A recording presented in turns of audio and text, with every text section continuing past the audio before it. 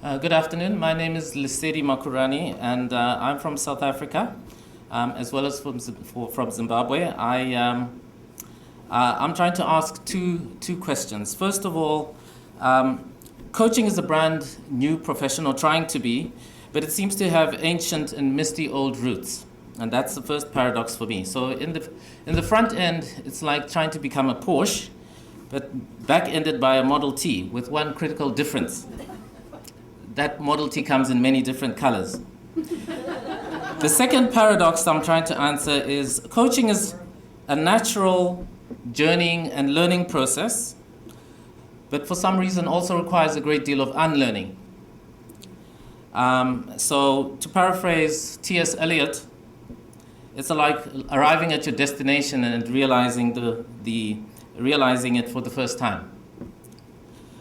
I'm involved in a number of things with regard to coaching. First of all, I'm involved in coaching development. So I teach on MBA electives. I also teach on a master's program with the iCoach Academy. I'm also involved in the coaching community, so I'm part of the faculty of the thinking environment based in South Africa.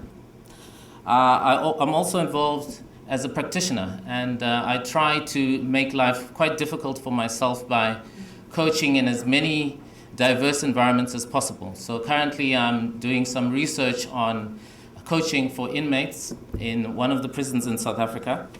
I work with educators and civil society, and interested in how we can use peer tutoring as well as coaching for educators as a way to enhance the educational process.